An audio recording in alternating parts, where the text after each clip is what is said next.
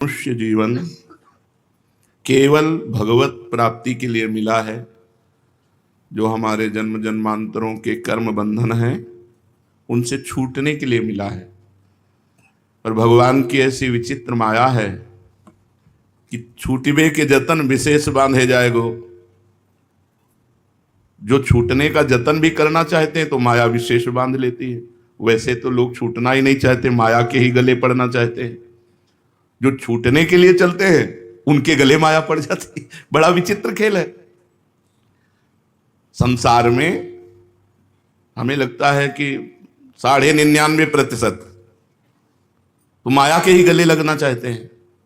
0.5% जो माया से छूटने का उपाय करना चाहते हैं उन्हें माया गले में लगा लेती है, उनके गले माया पड़ जाती है। इसलिए बड़ा भाग्यशाली शरीरधारी वही है जो इस शरीर से मुक्त हो जाए, कर्म बंधनों से मुक्त हो जाए। शरीर से मुक्त होने का मतलब है कि शरीर की जो मांगे हैं, इंद्रियों की जो मांगे हैं, मन की जो मांगे हैं समाप्त हो जाए, कोई चाह न रह जाए, तभी पूर्णता होती है। अभी एक एकांतिक में प्रश्नकर्ता ने कहा हमारा लक्ष्य था कि हम पढ़ें और एक बहुत ऊंचे पद पे जाएं।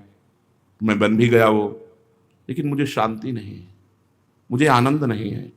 अब क्या लक्ष्य बनाएं?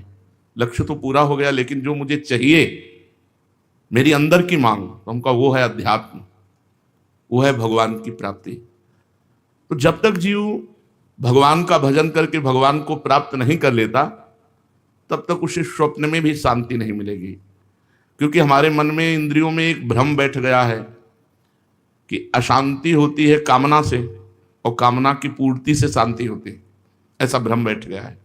कामना अशांत करती है तो सबको पता है, विचलित कर देती है।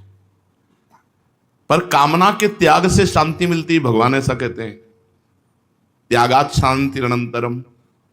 जब हम अपनी कामना का त्याग कर देते हैं तो हमें शांति मिल जाती है।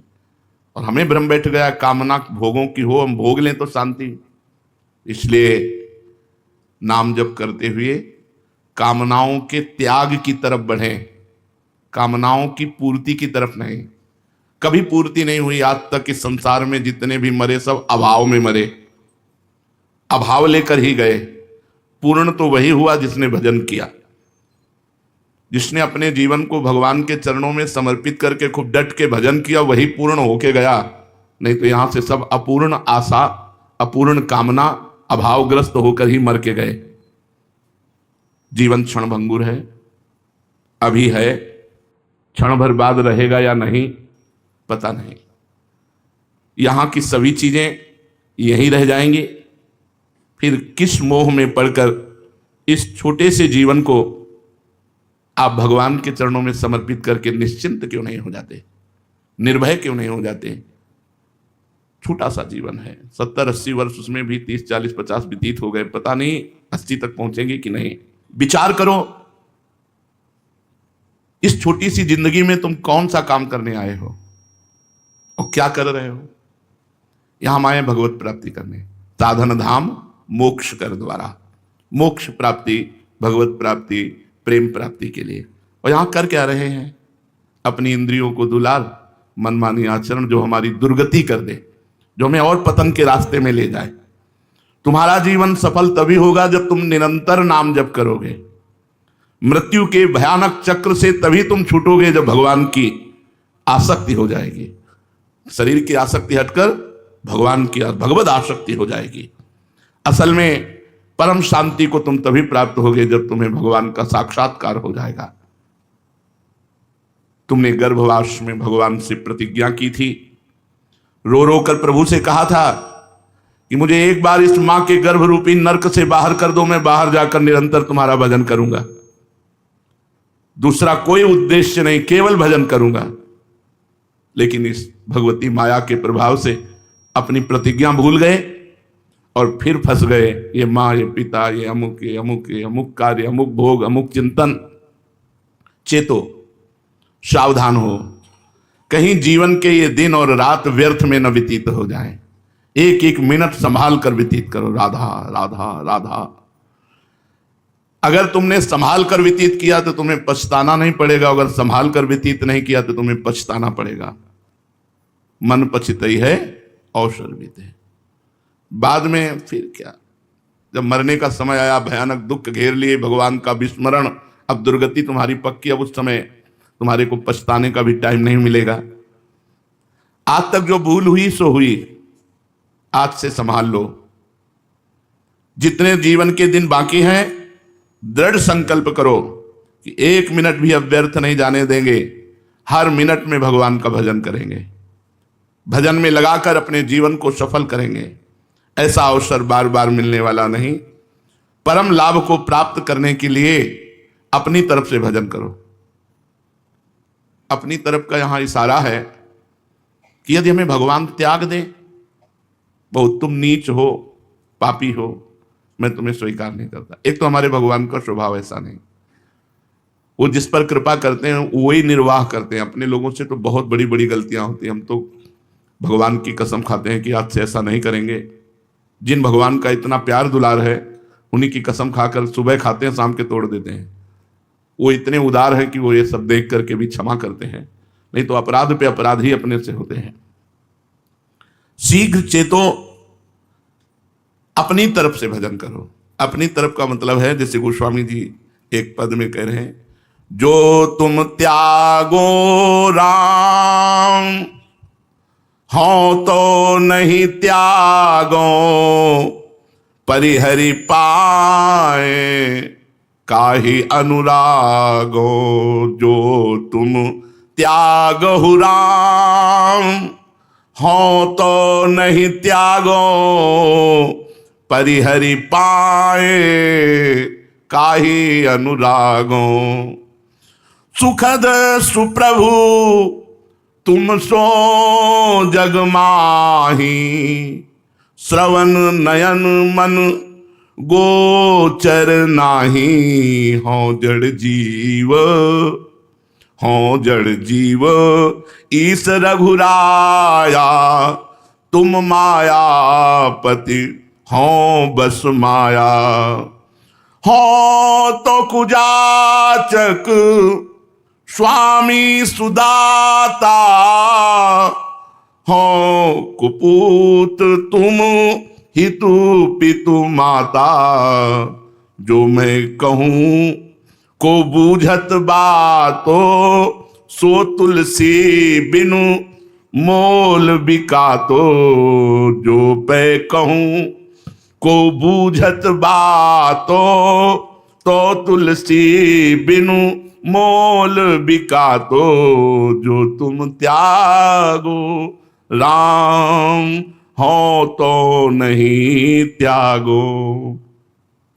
हे प्रभु, यदि आप मुझे त्याग भी दे, एक तो स्वभाव नहीं हमारे प्रभु का, विमुख भये निमिषहु न अकृपा, जब चितए तब वैसे। इतने उदार शिरोमणि हैं कि हजारों अपराध बन जाएं, फिर जब प्रभु की तरफ देखो तो वैसे ही करुणा बरसाते मिलेंगे, कभी रोष नहीं करेंगे। विमुख भये निमिषहु न अकृपा, कभी अकृपा तो करना ही नहीं जानते प्रभु। जिन्होंने प्रभु से वैर किया, प्रभु को मारना चाहा, उनको मुनि दुर्लभ पद दिया, और हम उल्टा सीधा कैसा भी भजन कर रहे हैं, हम तो उनके लिए है ना, वो हमें त्याग देंगे। जिन्होंने प्रभु को गालियां दी, प्रभु को मारना चाहा, प्रभु से वैर किया, उनको मुनि दुर्लभ पद प्रदान किया, फिर जो प्रेम से भाव से जैसे भी बनता है वो प्रभु के लिए अपना जीवन दिए हैं, प्रभु उनको त्याग सकते हैं? कदापि नहीं। ऐसा हमारे प्रभु का स्वभाव ही नहीं है। पर गोस्वामी जी कह रहे हैं अपनी तरफ से जो भजन करने की बात है वो ये गोस्वामी जी कह रहे हैं कि हे प्रभु, यदि आप मुझे त्याग भी दे मान लो तो मैं आपको नहीं छोड़ने वाला।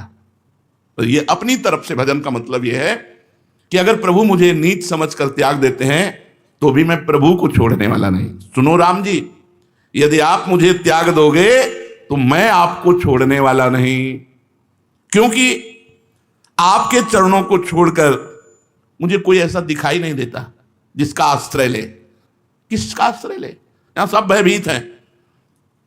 ब्रह्मा भी काल चक्र के अंतर्गत है, ना कि काल चक्र से बाहर।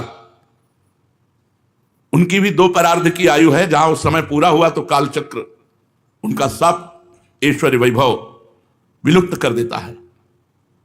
उनका भी अंत होता है, ब्रह्मा का भी अंत होता है। 2 परार्ध आयु है, उसके बाद बदल जाते हैं, ब्रह्मा भी बदल जाते हैं, शरीर भी पूरा हो जाता है। दिव्य शरीर है, पर 2 परार्ध के बाद वो पूरा हो जाएगा। काल चक्र से ब्रह्मा भी नहीं, तो किसकी शरण ले? फिर ये सब ब्रह्मा के बनाए हुए हैं। जब ब्रह्मा भी कालातीत नहीं है, वो भी 2 परार्ध आयु वाले हैं, तो यहां किसकी शरण ले? आप छोड़ भी दो मुझे तो मैं किसकी शरण लूं? गोस्वामी जी कह रहे। क्यों? क्योंकि आपके समान, ये हम भी हृदय से कह रहे हैं, अपने जन के अवगुण ना देखना और अवगुणों को गुण मान करके उसकी महिमा विख्यात करना, जहां दंड देना चाहिए वहां पुरस्कार दिलाना, यह हमारे स्वामी का स्वभाव है। अनुभव की बात कहते हैं, ये छाती की बात कहते हैं। हमारे प्रभु हरि का स्वभाव ऐसा है कि हमें पता है कि हमें दंड मिलना चाहिए, लेकिन वो पुरस्कार दे रहे हैं। हमें पता है कि हमें तिरस्कार मिलना चाहिए, वो नमस्कार दे रहे हैं, जगत से नमस्कार करा रहे हैं हमारे आचरण तिरस्कार योग्य, और वो नमस्कार करवा रहे हैं। पक्की बात कह रहा हूं। यंत्र में चढ़ा हुआ जो खिलौना है वो वैसे ही नाचता है जैसे वो नचाना चाहते हैं। तो माया के बसीभूत चराचर जीव नाच रहा है। माया ऐसी भगवान की बलवती है, यंत्रारूढ़ानी मम माया, भगवान कह रहे हैं। उस माया में नाचते हुए हमसे कौन सी गलती नहीं हुई और कौन सी गलती नहीं हो सकती। लेकिन स्वामी का स्वभाव, गलती करके आओ तो कहते हैं शाबाश आगे बढ़ो, और एक सीढ़ी आगे बढ़ा देते हैं, ऊंचे उठा देते हैं, जिससे वो गलती स्पर्श न कर पावे। अस स्वभाव कौन सुने न देखो, जैसा प्रभु का स्वभाव। जन अवगुण प्रभु मान न काऊ, दीन बंधु अति मृदुल स्वभाव। बड़ा करुणा में स्वभाव प्रभु का है। तो हे प्रभु, आपके समान सुख देने वाला सुंदर स्वामी इस संसार में आज तक न कानों से सुना है और न देखा है। बिल्कुल ध्रुव सत्य बात। ऐसा स्वामी नहीं देखा। स्वामी हैं, उनकी अनुकूलता में बाधा पड़ी कि निकाल दिया, अनुकूलता में बाधा पड़ी कि प्यार भंग हो गया। लेकिन ऐसे स्वामी कि प्रतिकूलता पे प्रतिकूलता करता जाए और वो उसके अनुकूल होते चले जाएं, ऐसा स्वामी तो केवल प्रभु है, दूसरा कोई नहीं। प्रभु के प्रतिकूल प्रभु त्याग दें ऐसे आचरण करने वाले, और प्रभु दुलार पे दुलार करते चले जाए। ये हम कथा नहीं कह रहे, हम हृदय की बात कह रहे हैं। ऐसे हमारे स्वामी हैं, क्योंकि हम अपने हृदय की बात जानते हैं, आप अपने हृदय की बात जानते हैं। देख लो किस कोटि के हैं हम, कहां प्रभु, कहां सुकुमारी अलवेली सी किशोरी जू, और कहां हम। तो जब इस पर देखते हैं तो कहीं कोई गुंजाइश नहीं है, पर उनकी कृपा। तो आपके समान सुख देने वाला सुंदर स्वामी इस संसार में आज तक न कानों से सुना है न देखा है, न मन में कभी अनुमान हुआ है। श्रवण नयन मन गोचर नाही, आज तक न देखा है न सुना है और न मन में आया है कि वो स्वामी ऐसा है। हे रघुनाथ जी, क्षमा करना, मैं जड़ जीव हूं और आप ईश्वर हैं। आप माया के स्वामी हैं, माया आपके बस में है और हम माया के बस में हैं। मैं कृतज्ञ हूं, भिखमंगा हूं, आपसे मांगता ही रहूंगा, अपराध करता ही रहूंगा, कृतज्ञ नहीं हूं। आप इतनी कृपा कर रहे हैं कि हमको आपकी कृपा के उसमें कृतज्ञता में डूब जाना चाहिए, लेकिन हम कृतज्ञ हैं। आपकी कृपा हो रही और मैं अपराध पे अपराध विमुख होकर के आपसे आचरण कर रहा हूं। बिल्कुल ध्रुव सत्य बात है इसमें। हमको तो दीन बन करके बह जाना चाहिए आपकी कृपा में, पर हम कृपा के विपरीत आचरण करते हुए भी आपके कहा रहे हैं। भिखमंगा हूं पर आपका, आप उदार स्वामी हो। कुपूत हूं पर आपका, ये खास बात पकड़नी है। कुपूत हूं, हो तो कुजाचक स्वामी सुदाता, हो कपूत तुम हित पितु माता, तुम्हें वो माता पिता तुम्हें हो। आप हमारे हित करने वाले माता पिता हैं और मैं आपका कुपुत्र हूं। भाव ये है कि पुत्र चाहे जैसा हो प्यारा ही लगता है, यही लगता है कि मेरा लड़का है तो खराब पर मेरा है, तो स्वामी मैं हूं आपका पर आपके लायक नहीं हूं। तो जैसे माँ बाप कुपुत्र का भी हित ही करते हैं, ऐसे मैंने देखा कि आप मेरा हित ही किए, कभी अहित नहीं किए। ऐसे आप सदा सर्वदा मेरा पालन पोषण कर रहे हैं, मेरे भाव का, मेरे शरीर का, मेरे जीवन का। प्रभु ऐसा कोई नहीं है। यदि कहीं कोई भी मेरी बात पूछता कि तुलसीदास तुम कैसे हो, कोई हित दिखाता, तो मैं बिना मोल का बिक जाता, लेकिन किसी ने नहीं पूछा आज तक। आप जैसा स्वामी कोई नहीं है। मुझ सरीखे नीच को कोई रख भी नहीं सकता, अतः मैं सर्वतो भावेन आपको पकड़ लिया, आपको छोड़ने वाला नहीं, आप भले छोड़ दो। ये बात हमें बहुत पक्की लगी।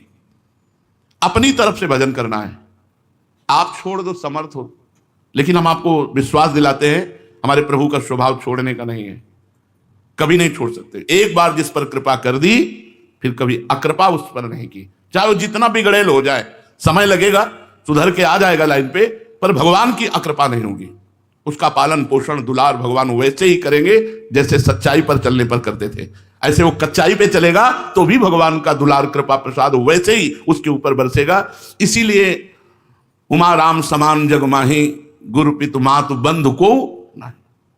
गुरु भी जब देखता है अनुकूलता का त्याग करके प्रतिकूल मार्ग का अनुसरण करता है तो दंड विधान कर देते हैं, त्याग कर देते हैं, उसे दूरी कर देते हैं, लेकिन प्रभु नहीं कर सकते। उमा राम समान जग माही, गुरु पितु मातु बंधु को नाही। कोई ऐसा कृपालु नहीं जैसा प्रभु कृपालु है।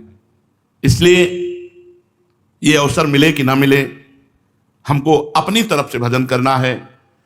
इस बार हमें जीतना है, हमें हारना नहीं। इस बार मुझे जीतना है। इस संसार जीत विषम संसार कीर्ति जग बिस्तर है। इस विषम संसार में मुझे विजय प्राप्त करनी है। जो पुरुष भगवान का होकर, हम और किसी के नहीं हैं, ये अंदर से बैठा लो केवल प्रभु हमारे हैं, दिमाग में बैठा लो केवल प्रभु हमारे हैं, बैठा लो, कोई और हो तो हटा दो, नहीं धोखा हो जाएगा। मेरे तो गिरधर गोपाल दूसरों न कोई, श्री जी को बैठा लो, बस मेरी श्री जी। आप बताओ है ना ऐसा? जिस दिन से सोचो कि आज से गलत नहीं करेंगे, 1000 बार गलत वैसे ही हो जाएगा। ऐसी विचित्र भगवान की माया है। तो हम लोग देखते हैं ये कि जिस दिन से हम ठानते हैं कि आज से नहीं करेंगे, वो दिमाग में छा जाता है, वो हमको भ्रष्ट कर देता है, वो हमको नष्ट कर देता है। हमारी सामर्थ्य नहीं है, चाहे जितनी कसमें खा लो।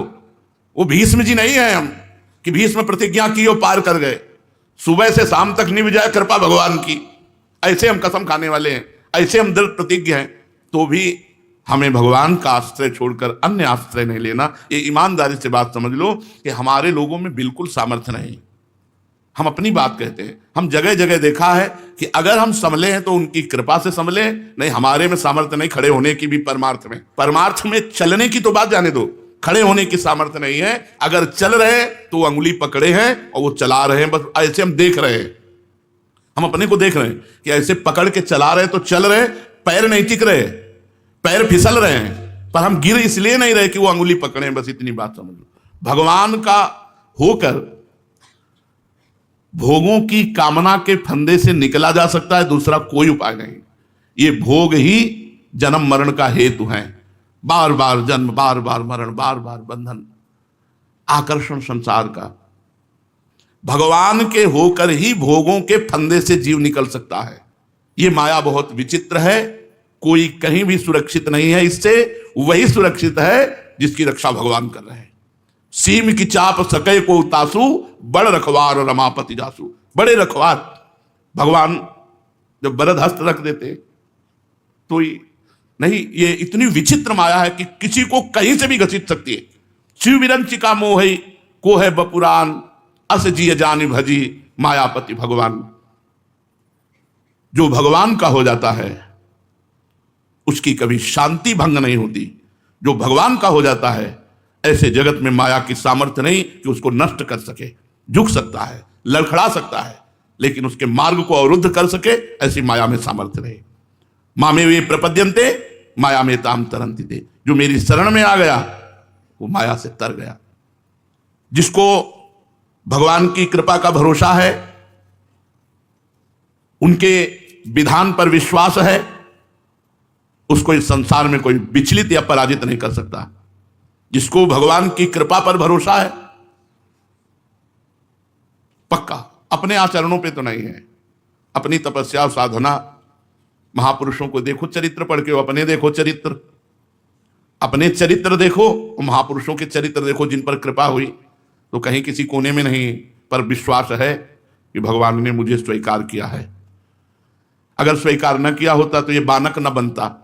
वृंदावन धाम, गुरु जी की शरण, आचार्य की शरण, नाम मंत्र उपासना, ये बानक न बनता। ये बना ही कृपा से है। तो भगवान की कृपा पर विश्वास और भगवान के विधान पर विश्वास, जो विधान हो, अगर हमारे जीवन में विपत्ति आ रही, संकट आ रही, रोग आ रहे हैं, तो बड़ी कृपा है, विश्वास मानो, ये कृपा भगवान से मिला देगी। भगवान के विधान पर विश्वास और भगवान की कृपा पर विश्वास, उसको संसार की कोई भी स्थिति विचलित नहीं कर सकती।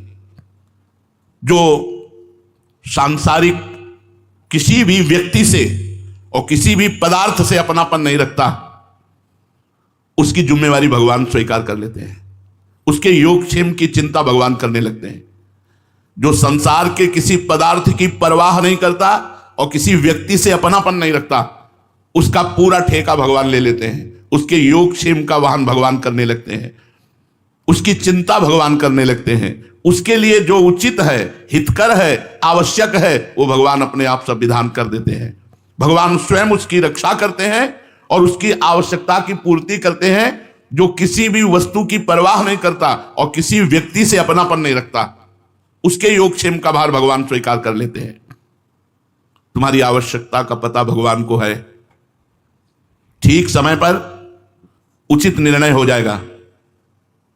तुम्हारी आवश्यकता का पता भगवान को है, किसी से कहो मत, ठीक समय पर पूर्ण हो जाएगी, ये शब्द नहीं कह रहे, उचित निर्णय हो जाएगा।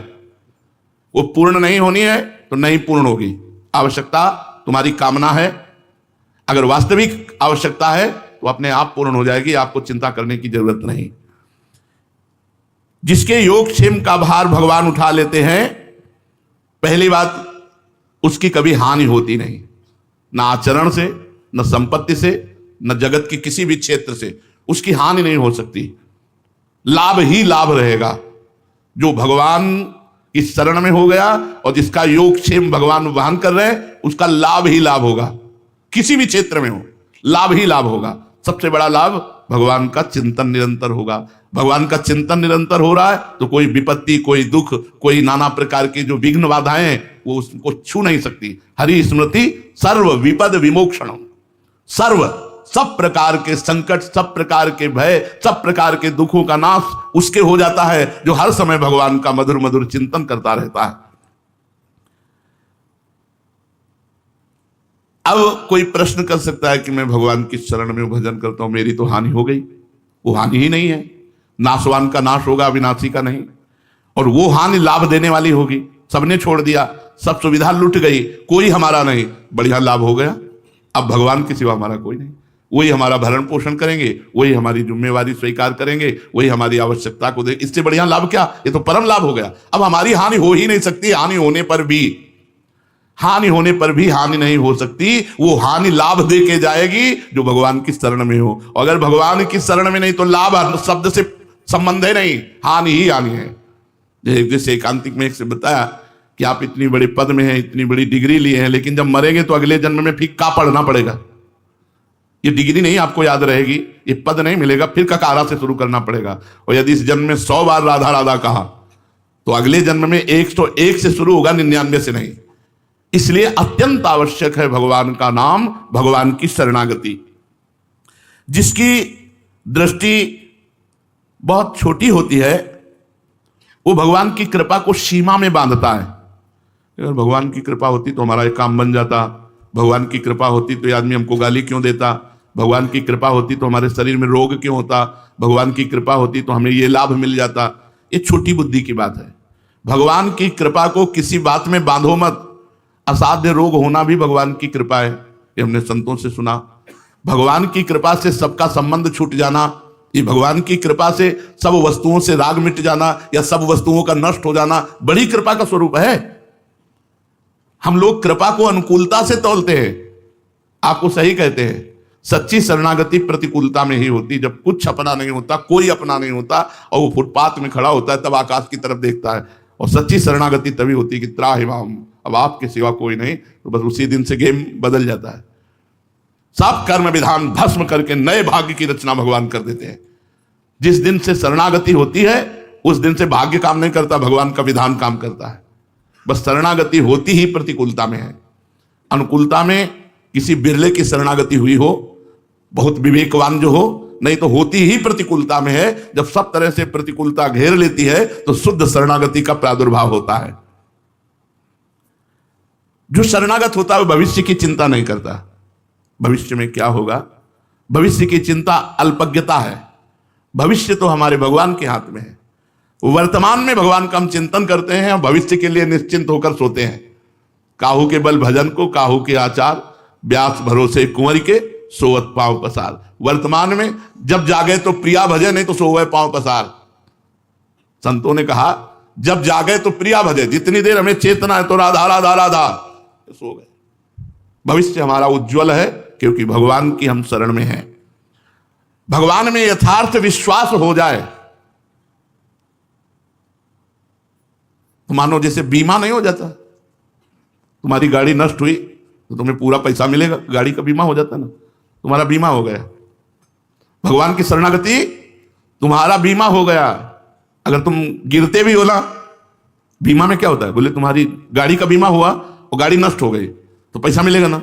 यहां आग लगी थी, बीमा अगर है तो आपको पैसा, लैपटॉप जल गया तो आपको लैपटॉप मिलेगा कि नहीं मिलेगा। आपकी गाड़ी जल गई तो गाड़ी का पैसा मिलेगा कि नहीं मिलेगा। ऐसे आप भ्रष्ट हो गए तो भगवत प्राप्ति आपको होगी क्योंकि आपका बीमा हो गया है। शरणागति का मतलब है बीमा हो जाना। ये बड़े मौज की बात है। अगर आप पथ से भ्रष्ट भी हो जाते हैं, भगवत विमुख आचरण भी बन जाते हैं, तो आपका बीमा है, आपको भगवत प्राप्ति होगी। भगवान का आसरा, भगवान का भरोसा, जो भगवान में यथार्थ विश्वास करता है, भगवान की शरण में होता है, उसका बीमा हो जाता है। ये बीमा कंपनियां तो जांच करके फेल भी कर सकती है, कोई बहाना लगा करके कि भाई प्रमाण सही नहीं मिल रहे हैं इसलिए हम पैसा नहीं दे पाएंगे। पर भगवान का बीमा पूर्ण है, वहां जांच नहीं होती। फंड पे फंड जुड़ता रहता है और वो अपार संपत्तिशाली बन जाता है जिसका भगवान के हाथ से बीमा है। मेरा शरीर भगवान को अर्पित है, मेरा जीवन भगवान को अर्पित है, मैं केवल भगवान से लूंगा, भगवान में सो। तो कह रहे फंड पे फंड जुड़ता चला जाता है और अपार संपत्तिशाली बन जाता है वो जो भगवान की शरण। बड़े आनंद की बात है। अच्छा, इसमें कोई पैसा नहीं लगता, इसमें कोई पैसा नहीं, इसमें बस शरणागति है और राधा राधा राधा राधा। तो जैसे गाड़ी फेल हो जाए, गाड़ी टूट जाए, गाड़ी जल जाए, तो नई गाड़ी का पैसा बीमा कंपनी देती है। ऐसे ही हम कहीं चूक कर दें, हमसे कोई गलती हो जाए, हम कहीं मार्ग से भटक जाए, विमुख हो जाए, तो भी हमें भगवत प्राप्ति होगी क्योंकि हमारा बीमा है। तैयार हो सब लोग? हाँ, भगवान की शरणागति ही वो बीमा है जो हमसे चूक हो जन अवगुण प्रभु मान न काओ। रात न प्रभु चित चूक किए की, करत सुरत सहबार हिए की। हृदय की बात की, हे नाथ मैं आपकी शरण में हूं। सर्वत्र सर्वथा सर्वदा के लिए तुम सुखी हो जाओगे। सर्वत्र सर्वथा सर्वदा के लिए सुखी हो जाओगे यदि ये बीमा हो गया। अभय कर देंगे भगवान, तुम्हें संपत्तिशाली कर देंगे। सच्ची बात, इसी जीवन की बात है। मांगे भीख नहीं मिलती थी, जैसे गोस्वामी जी कह रहे हैं ना, टुकड़ा हमने देखा है। कालीदय में बैठे एक पूड़ी लिए, उसमें भी हींग जो दाल में पड़ी थी और होम्योपैथिक दवा, वैसे आकाश की तरफ देख करके एकदम आया कि भगवान यदि ये रोग दिया है, परिस्थिति दी है, ऐसी गरीब परिस्थिति में कैसे भगवान, कैसे? अब दवा भी खानी है, भोजन भी नहीं है। आप क्या समझते हैं? बीमा हो गया फटाक से, देर नहीं लगा। अपार करुणा उनकी बरस रही, बाहर और भीतर भी। ऐसा नहीं है कि केवल बाहर है चकाचक हो, भीतर भी चकाचक है। चकाचक ना हो तो किडनी फेल में बोल सकते हैं क्या? भीतर भी चकाचक आनंद दे रहे हैं और बाहर भी आनंद दे रहे हैं। ये बीमा हर साल जमा नहीं करना पड़ेगा। होता है क्या बीमा में हर साल जमा करना? होता है। इस बीमा में एक ही बार जमा करना है अपने आप को। देख लो, यहां झूठी बात नहीं चलेगी। तन मन धन सब तेरा, स्वामी सब कुछ है तेरा, तेरा तुझको अर्पण क्या लागे मेरा, यही बीमा है। तो भगवान के प्रति समर्पण कहां है? इस बीमा में हर साल भेंट देनी नहीं होती, इस बीमा में जीवन की भेंट देनी है, एक बार देनी है। एक बार हृदय से शरणागत हो जाओ, बार बार चिंता मत करो कि मैं शरणागत हूं कि नहीं। एक बार हृदय से हो गया कि मैंने स्वीकार कर लिया मैं प्रियाजू की शरण में हूं, बस हो गया बीमा। अब वो फंड पे फंड बढ़ता रहेगा बाबा, आपको हर साल समर्पित नहीं करना।